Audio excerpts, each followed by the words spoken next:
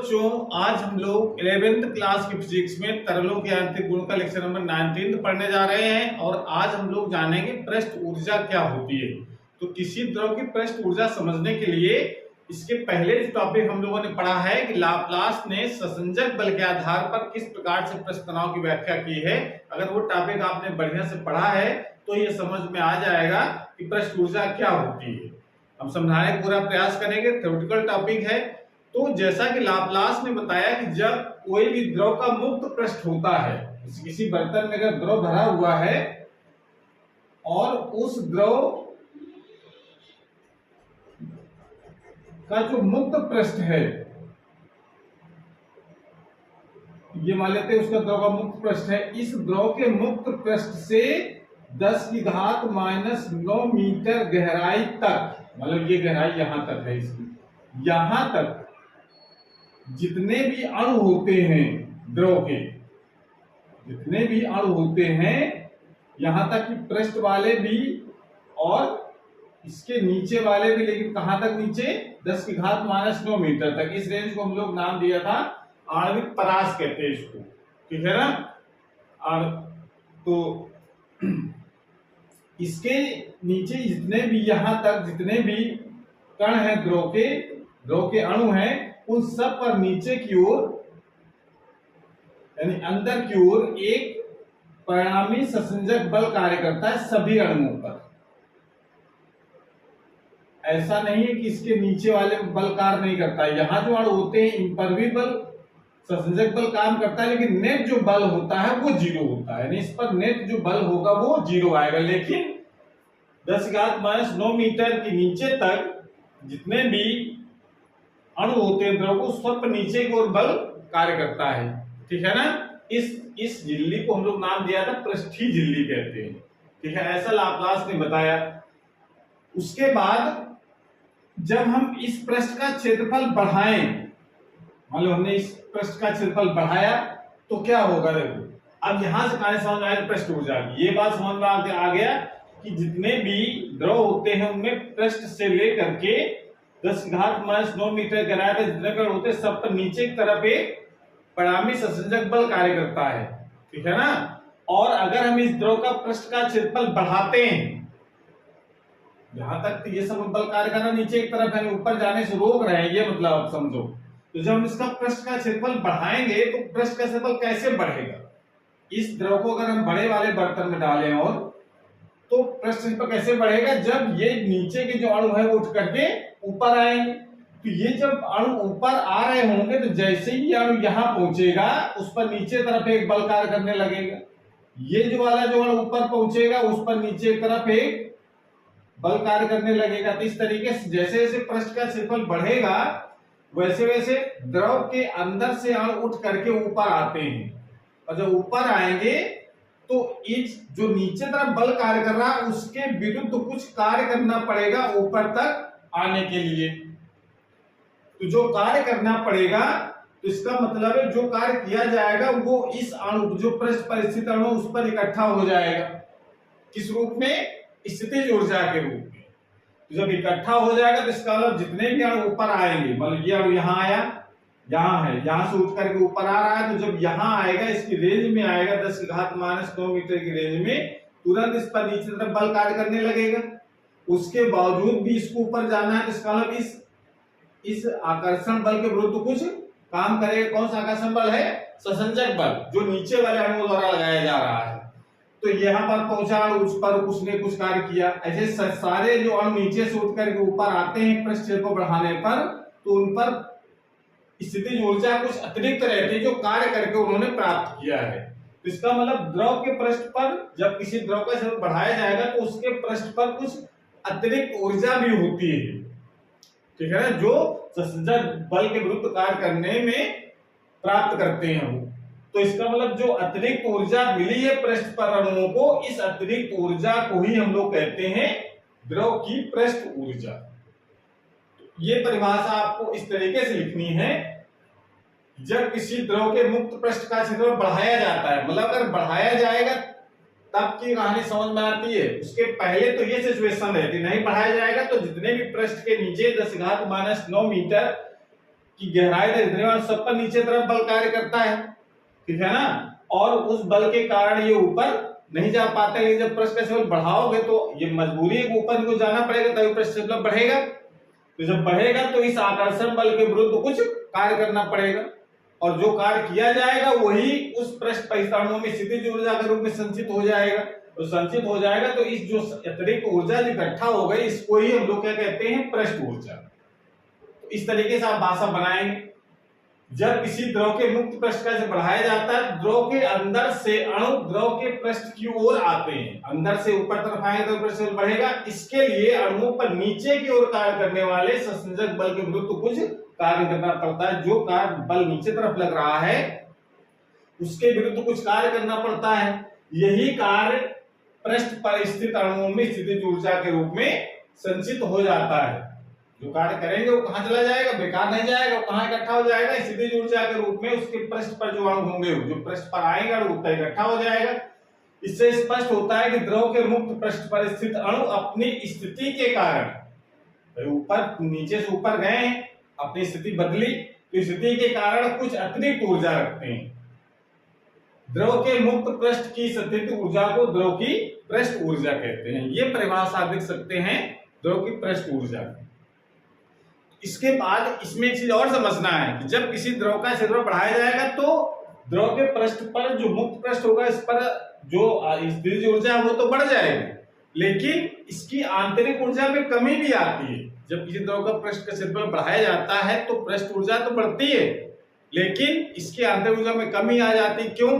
क्योंकि जब किसी भी अणु को जब पृष्ठ पर पहुंचता है तो उसको कुछ कार्य करना पड़ता है इस आकर्षण बल के विरुद्ध। जब कार्य करना पड़ेगा तो जानते हैं कार्य करने के लिए ऊर्जा चाहिए, बिना ऊर्जा के तो कार्य संभव नहीं है।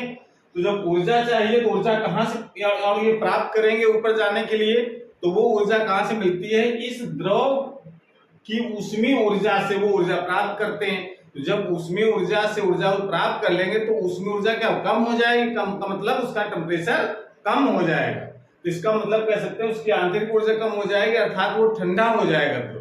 तो तभी जब किसी द्रव का प्रसार किया जाता है, उसका क्षेत्रफल बढ़ाया जाता है, तो पृष्ठ ऊर्जा बढ़ने के साथ साथ में उसमें आंतरिक ऊर्जा में कमी भी आ जाती है। तो आंतरिक ऊर्जा में कमी आने पर क्या होता है, द्रव ठंडा हो जाता है। तो यही रीजन है कि गर्मियों में लोग फव्वारे में नहाना ज्यादा पसंद करते हैं। फव्वारा क्या करता है कि वो उस एरिया को बढ़ा देता है। फव्वारा का मतलब क्या है कि जैसे अगर इस तरीके से टोटी से पानी निकल रहा है इधर, अगर यहाँ पर फव्वारा लगा करके उसके एरिया को बढ़ा दिया जाए छोटे छोटे छेदों में बना करके, तो इसका एरिया बढ़ जाएगा।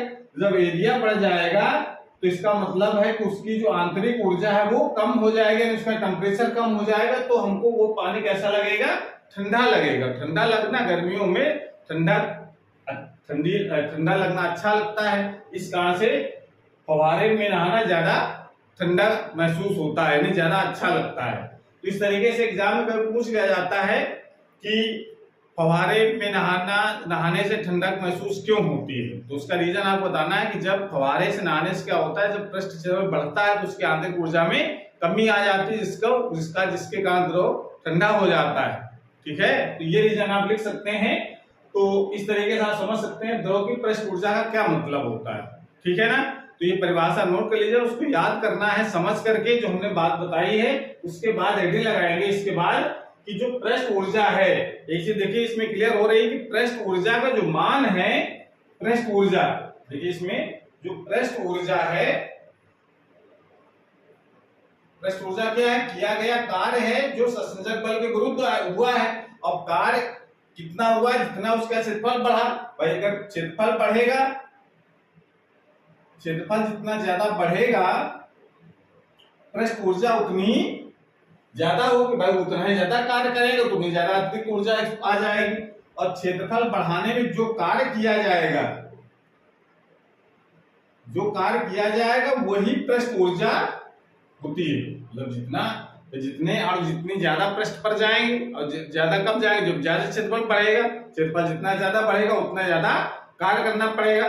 तो जितना कार्य किया जाएगा वो उसकी पृष्ठ ऊर्जा के बराबर होता है। तो अगर पृष्ठ ऊर्जा का कैलकुलेशन करनी है कि क्षेत्रफल बढ़ाने में पृष्ठ ऊर्जा बताओ कितनी बढ़ जाएगी या कितना कार्य किया जाएगा, तो बात एक ही है जितना कार्य किया जाएगा वो उसकी पृष्ठ ऊर्जा कहलाएगी।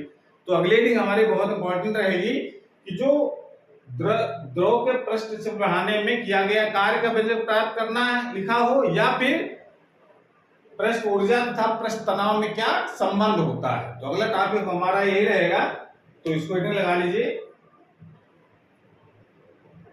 तो हमारी हेडिंग है पृष्ठ तनाव तथा पृष्ठ ऊर्जा में संबंध, या इसी को हम लोग दूसरी भाषा में कह सकते हैं इस प्रश्न को कि किसी भी फिल्म का या किसी भी पृष्ठ का अगर क्षेत्रफल बढ़ाया जाए तो कितना कार्य करना पड़ेगा। तो इस तरीके से आप हेडिंग डाल लीजिए, पृष्ठ तनाव तथा पृष्ठ ऊर्जा में संबंध अथवा द्रव के मुक्त पृष्ठ का क्षेत्रफल बढ़ाने में, द्रव के मुक्त पृष्ठ का, हेडिंग से कर लो जरा, द्रव के मुक्त पृष्ठ का क्षेत्रफल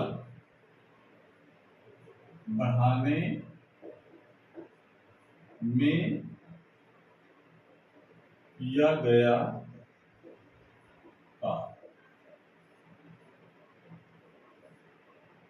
ठीक है, इसको जरा इस भाषा तो हमें लिख रखी, जो एग्जाम में लिखना है किस तरीके से, पर इसको समझ ले, भाषा तो आप अपने मन से बना सकते हैं। तो इसमें तो करते क्या है कि पृष्ठ का क्षेत्रफल बढ़ाने में कितना कार्य करना पड़ेगा। तो इसके लिए देखो दो तरीके हैं, ये अलग अलग बुकों में अलग तरीके से दे रखा है। किसी में तार को बिल्कुल एकदम आयताकार लिया है और किसी में थोड़ा अंडाकार लिया है। तो हम थोड़ा सा इसमें अंडाकार वाला तार लेंगे कि एक तार हमने लिया उसको इस आकार में मोड़ दिया ऐसे। ये कौन सा तार लिया हमने, ए बी और सी, ये हमने तार एक लिया उसको ऐसे मोड़ दिया और उस पर एक सीधा तार रखा हमने पी क्यू, पी और क्यू। ये दो तार लिए, मतलब दो तार है, एक टेढ़ा तार है एबीसी आकार का और एक सीधा तार है। और सीधा तार जो हमने रखा है इस तरीके से रखा है कि बिना घर्षण ये आगे पीछे इस तार के ऊपर खिसक सकता है, ठीक है ना। इस तरीके से दो तार। अब इसको हम एक साबुन के घोल में डुबा करके निकाल लेंगे। जो निकाल लेंगे तो यहाँ पर क्या बन जाएगा, इस तार, दोनों तारों के बीच में एक यहाँ पर पतली सी फिल्म बन जाएगी, मतलब पतली सी एक लेयर बन जाएगी। द्रव फिल्म का मतलब यहाँ पर हिंदी फीचर फिल्म मतलब नहीं है, इसमें एक पतली सी एक लेयर बन जाएगी द्रव की, जिसको हम लोग कहते हैं फिल्म, ठीक है ना। और जो फिल्म बन जाएगी उसको बाहर हम निकाल लेंगे। तो इस तरीके से फिल्म दिखाई पड़ेगी हमको, और जब दिखाई पड़ेगी तो ये जो फिल्म का जो पृष्ठ है ये पृष्ठ तनाव का सिकुड़ने का प्रयास करेगा। पृष्ठ तनाव की विशेषता होती है पृष्ठ का क्षेत्रफल न्यूनतम धारण करने की प्रवृत्ति को पृष्ठ तनाव कहते हैं। तो ये क्या करेगा, जो फिल्म है ये सिकुड़ेगी, और सिकुड़ेगी तो चूंकि ये तार तो फिक्स है मुड़ा हुआ वाला, सीधा तार चूंकि फ्री है ये खिसक सकता है। तो जब ऊपर तरफ ये पृष्ठ तनाव के कारण इस पर बल लगेगा, सिकुड़ने का क्या होगा, इस पर ऊपर तरफ बल लगेगा, उस बल के कारण ये जो फिल्म है सॉरी ये तार है ये ऊपर तरफ चलने लगेगा। भाई जब बल तो सब जगह लगेगा सिकुड़ने का, लेकिन ये तार जो फिक्स है मुड़ा हुआ था तो ये तो नहीं टेढ़ा हो जाएगा, लेकिन ये फ्री है इस तार के ऊपर, मुड़े हुए तार के ऊपर। तो ये क्या होगा, जब ऊपर बल लगेगा तो ये तार ऊपर तरफ खिसकने लगता है। तो ये प्रैक्टिकली देखा गया है कि जब अगर हम इसको ऊपर खिसकेगा तो रोकना अगर चाहते हैं तो इस पर हमको नीचे तरफ एक बल लगाना पड़ेगा, वो बल F लगाना पड़ेगा। बल का मान कितना होगा, रोकने के लिए बल लगाना पड़ेगा, बल का मान कितना होगा, ये ऊपर तरफ बल किसके कारण लगा है, पृष्ठ तनाव के कारण, और ये हम लगा रहे हैं एक एक्सटर्नल फोर्स जो उसको ऊपर जाने से रोके।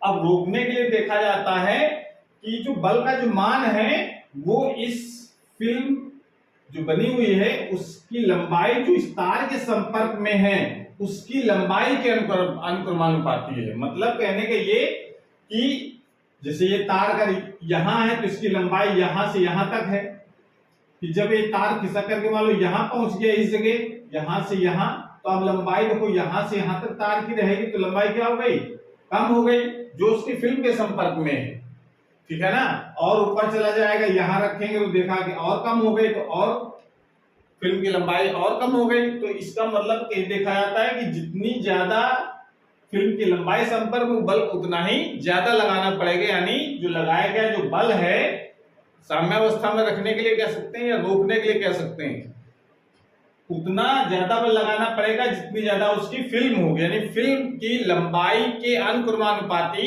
इस बल को लगाना पड़ेगा। जितनी ज्यादा लंबाई उतना ज्यादा बल। क्योंकि और ध्यान देना, ये वैसे तो हम नियमतः यहाँ पे क्या लिख सकते हैं, F directly proportional to L लिख सकते हैं।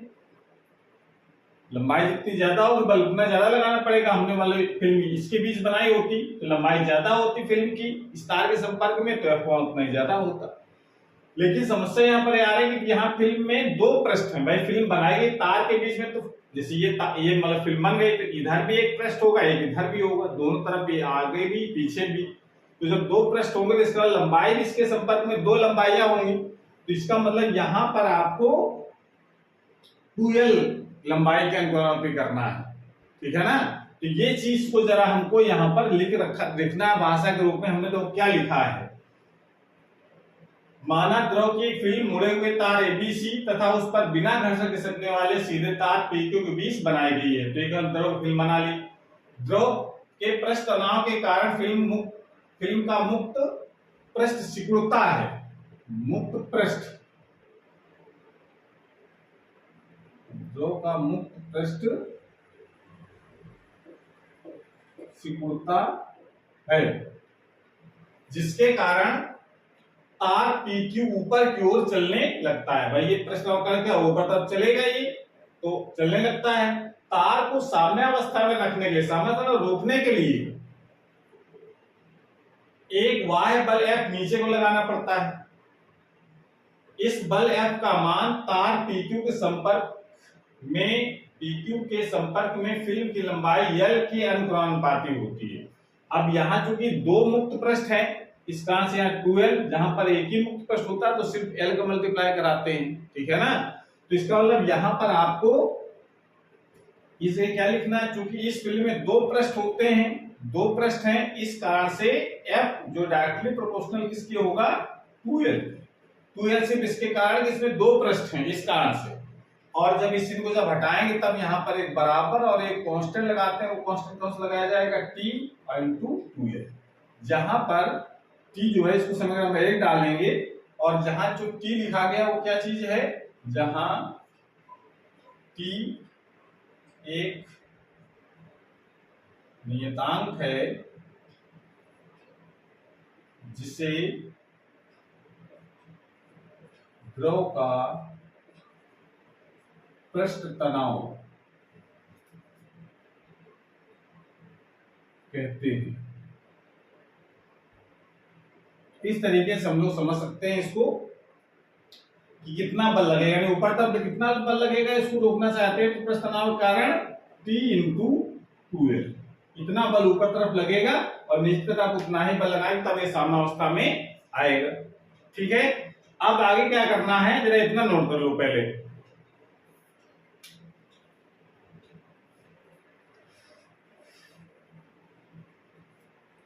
अब क्या करना है आगे, ये जो तार है उसको नीचे क्षेत्रफल कैसे बढ़ेगा, जब इसको इस तार को हम नीचे खिसकाएंगे तो मान लेते हैं इस तार को हमने खिसका कर कहां पहुंचा दिया, यहां।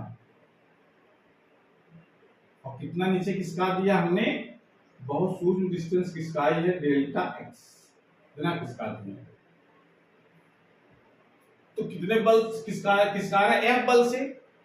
तो इसका मतलब है तार, क्या भाषा लिखेंगे यहाँ पर, तार PQ को नीचे की ओर डेल्टा x दूरी खिसका कर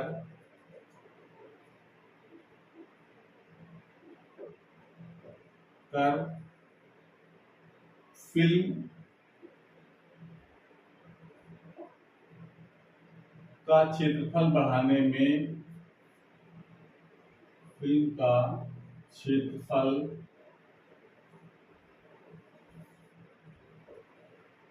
बढ़ाने में किया गया कार्य। तार पी नीचे डेल्टा की दूरी खिसकाकर फिल्म का क्षेत्र बढ़ाने में किया गया। इसको नीचे धीरे इतना खिसकाना है कि टूटने ना पाए, बहुत थोड़ा सा डिस्प्लेसमेंट करना है तो क्षेत्रफल क्या होगा, पहले से ज्यादा हो जाएगा। कितना ज्यादा होगा क्षेत्रफल, जितना हमने ये नीचे तरफ खिसकाया है, बहुत सूक्ष्म डिस्टेंस। इसकी लंबाई कितनी मानी हम लोगों ने, L। बहुत सूक्ष्म डिस्टेंस खिसकाया, वहां की लंबाई तार की बढ़ जाएगी, ठीक है ना। लेकिन हमने इतना सूक्ष्म डिस्टेंस खिसकाया है कि उसकी लंबाई में चेंज जो हो रहा है उसको हम लोग क्या मान रहे हैं, नगण्य। इतना हमने क्षेत्रफल उसको बढ़ाएंगे तो बढ़ाने में किया गया कार्य कितना होगा, तो कार्य बराबर होता है, सूत्र हमको पता है, कार्य बराबर बल गुणित विस्थापन। ये सूत्र हम लोग कार्य पढ़ चुके हैं। तो कार्य W बराबर बल कितना लग रहा है, F, इसका ने नीचे की तरफ, और विस्थापन कितना किया हम लोगों ने, डेल्टा x। समीकरण 1 से F का मान ज्यादा कर दो, तो F का मान कितना है समीकरण नंबर 1 से, T into 2L into delta x। इतना लिखिए, समीकरण 1 से F का मान रखने, ये रख दिया हमने। अब देखो, अगर ये यहाँ पर T और L इंटू डेल्टा एक्स जो लिखा है, यानी L इंटू डेल्टा एक्स मतलब लंबाई गुणते चौड़ाई, ये तो आ रहा है ना, लंबाई गुणते चौड़ाई मतलब लंबाई गुणते चौड़ाई क्या होता है, क्षेत्रफल में वृद्धि, आगे कितना क्षेत्रफल बढ़ गया, कितना क्षेत्रफल हो गया उसका मतलब नहीं, कितना क्षेत्रफल बढ़ा, ठीक है ना। भाई फिल्म अब पूरी इतनी हो गई यहाँ तक, और पहले कितनी, तो बढ़ कितना गया, इतना। कैसे निकालेंगे हम लोग, लंबाई गुणित चौड़ाई करके, लंबाई गुणित चौड़ाई, और चूंकि 2 पृष्ठ है तो 2 का गुणा दिए, तो इसका मतलब है इनटू क्षेत्रफल वृद्धि कितनी आ जाएगी, डेल्टा ए।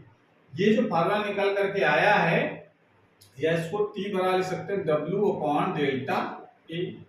ये फार्मूला आपको ड्राइव पर न्यूमेरिकल के लिए बहुत इंपॉर्टेंट है, डेरिवेशन में इंपॉर्टेंट है। और नीचे यहाँ लिख सकते हैं, जहां डेल्टा ए इक्वल टू किसकी जगह लिखा हमने, 2L इंटू डेल्टा एक्स। दोनों पृष्ठों के क्षेत्रफल में वृद्धि। अगर 2 पृष्ठ है तो दोनों पृष्ठों के क्षेत्रफल वृद्धि लिखी जाएगी यहाँ पर। और अगर एक ही पृष्ठ होता, ठीक है ना, एक ही पृष्ठ मतलब बूंद का क्षेत्रफल बढ़ाया जाता, तो बूंद में एक ही पृष्ठ होता है, ठीक है ना। फिल्म है तो फिल्म जब भी बात करेंगे तो उसमें 2 पृष्ठ होंगे, ठीक है ना। कोई बुलबुला है, कोई हवा वायु का बुलबुला अगर है, या सोप का बुलबुला है, तो देखना पड़ेगा कि उसमें कितने पृष्ठ हैं। साबुन का अगर घोल का बुलबुला बनाया गया तो उसमें 2 मुक्त पृष्ठ होंगे, ठीक है ना। अगर किसी जल के अंदर अगर कोई वायु का बुलबुला है तो उसमें केवल एक ही मुक्त पृष्ठ होगा। तो ये आपको सोचना पड़ेगा क्वेश्चन करने से कि मुक्त पृष्ठ कितने हैं, और जितने मुक्त पृष्ठ होंगे तो एक में वृद्धि निकालेंगे, उसका दोगुना कर देंगे, तो डेल्टा का मान निकल आएगा कितना होगा। न्यूमेरिकल करते समय ये बात आपको ध्यान रखनी है। तो इस तरीके से ये हमने फार्मूला निकाले, बहुत इंपॉर्टेंट फार्मूला है न्यूमेरिकल के लिए, T equal to W upon delta E।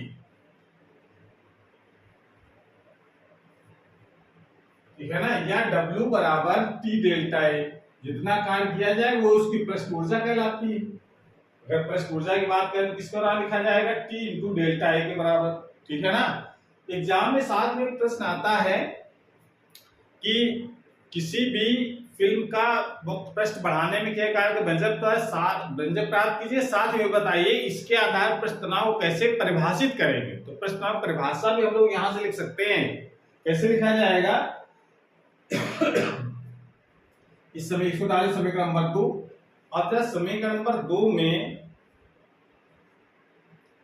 अगर हम डेल्टा ए इक्वल टू 1 रख देते हैं, 1 वर्ग मीटर, तो T बराबर किसके हो जाएगा, W के, ये तो हो जाएगा। तो पृष्ठ तनाव किसके बराबर आएगा, उस कार्य के बराबर होगा जो एकांक क्षेत्रफल वृद्धि करने के लिए आवश्यक होता है, या एकांक क्षेत्रफल वृद्धि कर दे। तो परिभाषा हम लोग क्या लिखेंगे यहाँ पर, तनाव के लिख सकते हैं द्रव के मुक्त पृष्ठ के क्षेत्रफल द्रव के मुक्त पृष्ठ के क्षेत्रफल में एकांक वृद्धि करने के लिए जितना कार्य करना पड़ता है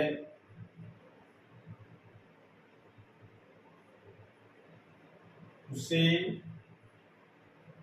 उस द्रव का पृष्ठ तनाव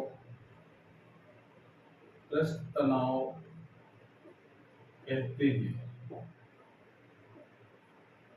तो का पृष्ठ तनाव कहते हैं कि द्रव के मुक्त पृष्ठ का एकांक क्षेत्रफल वृद्धि करने के लिए एकांक क्षेत्रफल में एकांक वृद्धि करने के जितना कार्य करना पड़ता है उससे उस द्रव का पृष्ठ तनाव कहते हैं। तो यहां से देखो पृष्ठ तनाव का एक मात्रक बन जाएगा। टी का मात्रक क्या हो जाएगा? टी मतलब पृष्ठ तनाव।